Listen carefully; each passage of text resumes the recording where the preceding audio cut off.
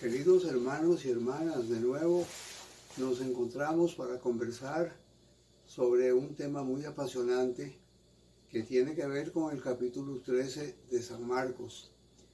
Algunos han considerado este capítulo 13 como un capítulo único en la vida de Jesús. Tiene resumida y compendiada casi toda la historia de los proyectos de Dios. Me acuerdo que en una oportunidad que me encontraba en Sudamérica, pasé por una librería y vi un comentario a San Marcos.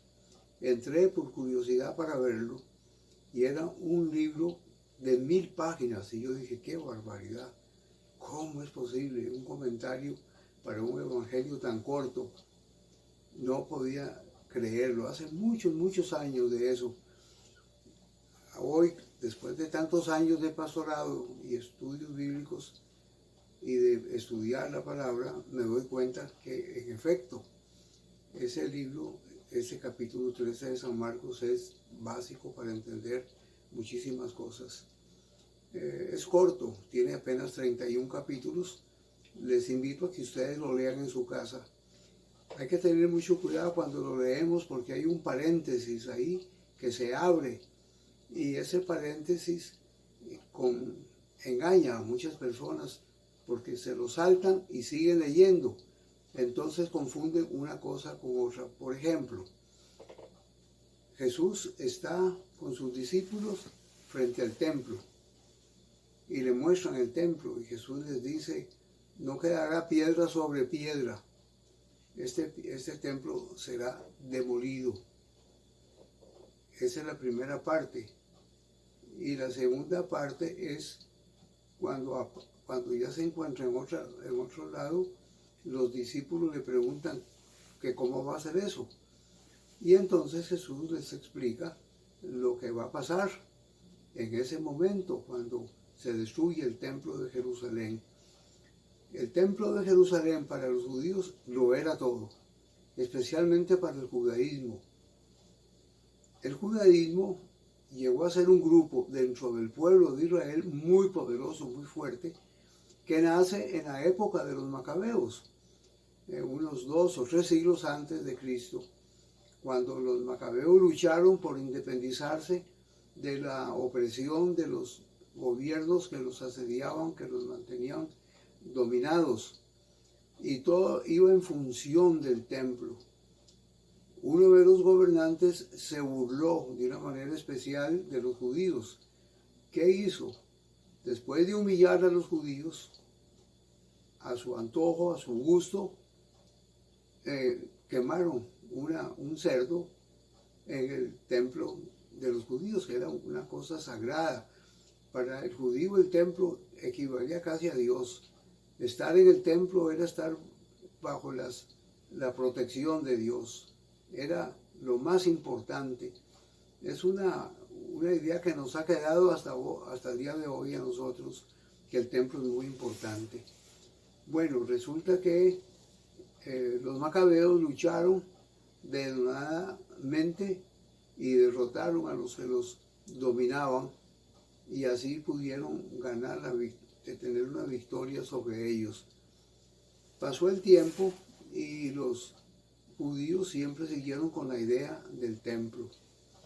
Jesús, cuando habla en este sermón del templo, de la destrucción del templo, ustedes pueden saber que está hablando del templo sencillamente porque les dice que cuando venga ese momento, los que están en Judea no vayan a otra parte, que los que están afuera no regresen y que los que están adentro no salgan. Una serie de comparaciones contrarias para indicarles la situación tan dura que les venía. Ay de las mujeres que estén encintas en aquellos días, dice Jesús. Oren para que su huida no sea en invierno, esos inviernos fuertes que se dan en la tierra de Jerusalén. Todo ese pasaje tiene que ver con algo concreto que iba a pasar de aquella generación hasta llegar al año 70, cuando finalmente los romanos destruyeron a Jerusalén por completo. Al leer ese pasaje, las personas lo confunden con la segunda venida de Cristo, porque se cierra el paréntesis. Y luego Jesús pasa a hablar de su venida, cuando Él regrese por su iglesia. Y la gente, al no fijarse en ese cierre del paréntesis, confunde una cosa con otra. Ya en esa segunda parte, cuando Jesús empieza a hablar de su venida, de su retorno, su parucía, como hemos dicho en otras oportunidades, que significa la presencia del Señor, está usando un lenguaje totalmente metafórico, apocalíptico, digamos, difícil de entender. A ellos les costó mucho entender eso. Jesús hablaba de acuerdo con el tiempo y con el dominio que tenía la gente del lenguaje. Los que lo oyeron sí lo entendían, pero nosotros, 2000 años después, nos cuesta entenderlo. Y a la luz de eso han surgido muchos grupos que hasta le han puesto fecha a la venida del Señor. Unos dicen que vendrá en tal época, otros dicen que en otra época, y así, y se pasan discutiendo sobre la fecha, en lugar de dar gracias a Dios por la verdad tan preciosa de que Él viene por la iglesia, viene por los que han muerto en la fe de Él. Dice que los muertos en Cristo resucitarán primero cuando Él venga, en 1 Corintios 15. Y los que estemos vivos, decía San Pablo, porque San Pablo esperaba estar vivo cuando el Señor viniera. Seremos transformados, decía él, y junto con los que han resucitado, juntos seremos transportados a un lugar que no se sabe para dónde es. Así lo dice la Escritura. Bueno, entonces, yo creo que para los judíos, para los que lo oyeron en ese tiempo, eso sí les quedó claro. En el año 70 sí se dieron cuenta claramente que las primeras palabras se cumplieron tal y como Jesús lo dijo. No quedó piedra sobre piedra. Ese enorme templo que había sido construido durante 46 años fue demolido completamente.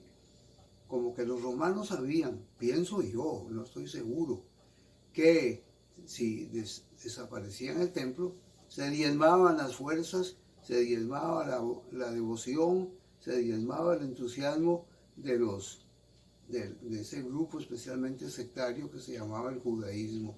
Se debilitaban.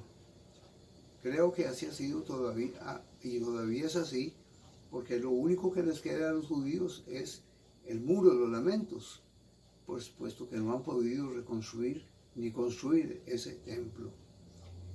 Para ellos era tan importante el templo, como les dije hace un rato, que estar en el templo ya estaban seguros, salvos de todo.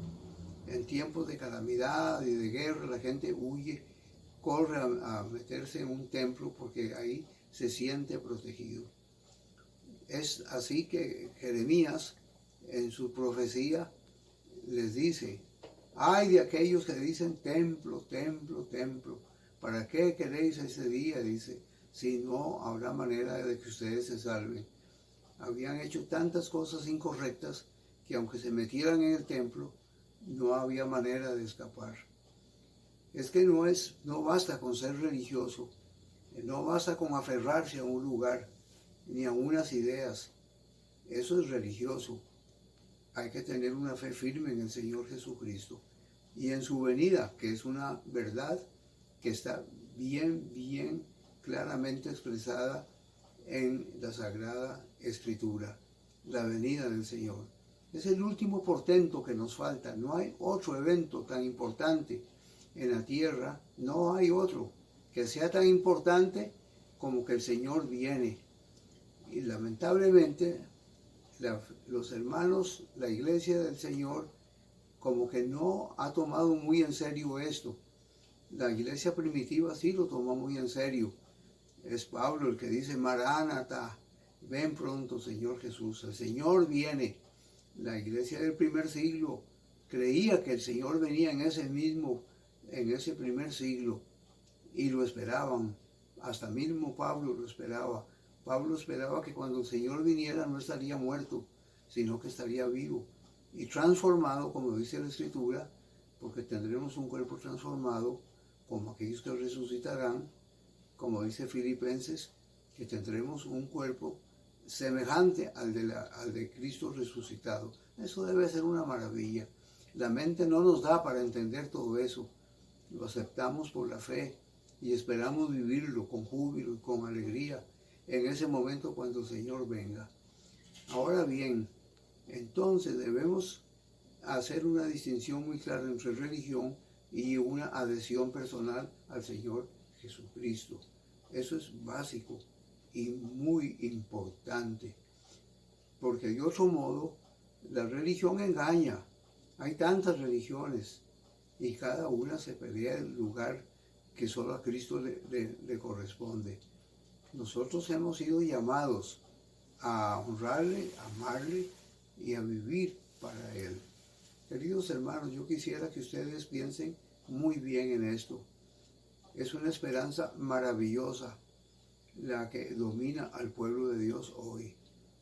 Y lo esperamos por la fe. Dice Pablo, ahora nos queda la esperanza, la fe y el amor.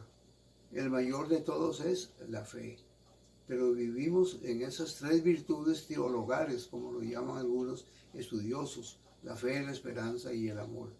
Y la esperanza no avergüenza, dice Pablo, por el Espíritu Santo que nos ha sido dado y que es el que nos alimenta cada día. ¿Tiene usted esperanza que el Señor viene? ¿Estará usted en ese grupo que se va con el Señor? Si es así, qué alegría más grande debe usted sentir. Y debemos sentir todos, porque no todos así negro, horroroso, oscuro, como a veces se nos presenta la vida.